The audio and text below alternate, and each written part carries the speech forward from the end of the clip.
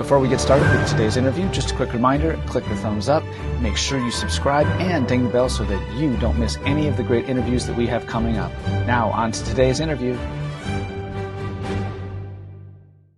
It is my great pleasure today to welcome Keith Snell. Thank you so much for being here today and taking time to talk to us. Welcome, Keith. Thank you so much. It's really my pleasure. Great to be here, Sam. I'd like to move on to talking about the second movement of this first Sonatina now. It has these really lovely ascending arpeggios to begin with. What are the things that you want students to focus on as they are learning this second movement of the first Sonatina? So I think the most important thing to focus on here is shaping each phrase and having an overall goal. In other words, the first phrase goes to the A in the bar 2, and then in bar 4 steps a little higher to the B, so we want more sound there. And then finally in bar 7, the high point on that D. So it's planning that gradual step up with the phrases. To me, that's the most important thing. Excellent. What are the challenges that you faced when you were creating this movement? This was actually a sketch from something, I don't know why or when I had written it down. But when I was putting these together and I was sort of going through my files, I was like, oh, that would make a nice second movement.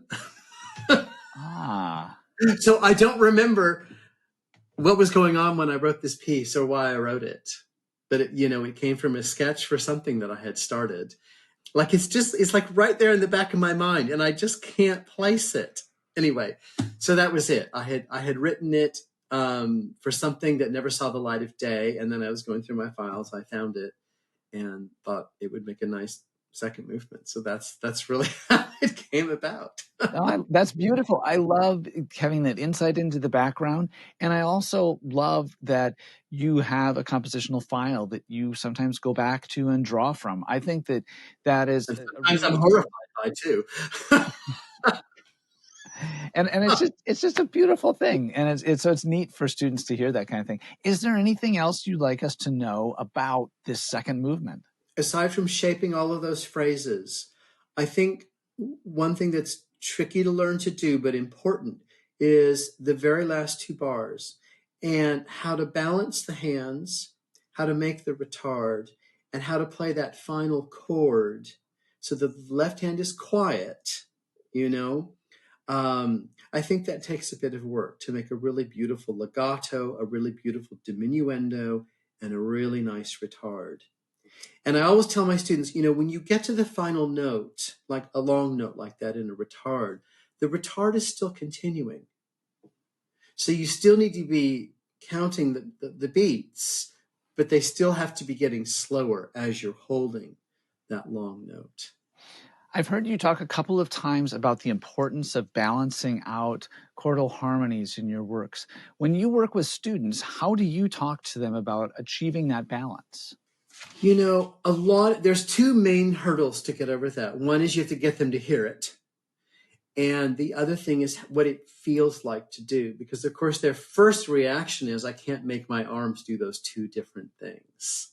So it's getting them to believe that they can, and that they can learn what that feels like, I become very hands-on in this process. One thing that can help is if I stand behind the student and I have my hands on each shoulder and I press a little harder on one shoulder than the other, so that they feel the difference in those 2 things.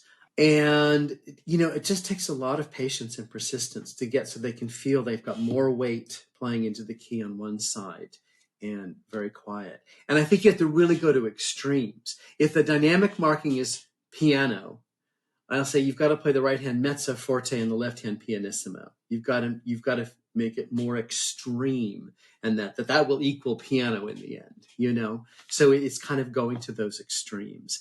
And sometimes, and this is probably the most effective, I will actually lay my hand on top of theirs and say, let me play on your fingers. And then they can actually feel I mean, I don't have any way to show you, but, That's a one good hand visual is on image. the other, and with both of them. And so if I'm just wanting them to get something, just, be able to play this one more, and I'll be on top of their hands, and I will play on their fingers so they can feel the difference. That way they also know I'm not making it up, because sometimes it's almost like they don't believe you. Like, well, that can't actually be done, so if I actually do it on their fingers, to make the difference. But it helps them get the feeling as well as the sound of it into their ear. I think it's that getting the feeling of it. And I think that's true with so much of playing, learning what something actually feels like, what it feels like to create that sound you're wanting. Those are really helpful tips. I'm learning so much, and this is awesome. Thank you so much for sharing all this wisdom about these pieces. This is really cool. Keith Snell, thank you so much for joining me today and talking about your book. Keith Snell's book is 3 Sonatinas. It is available from awesome music retailers near you. Thank you, Keith. You're welcome. Thank you, Sam.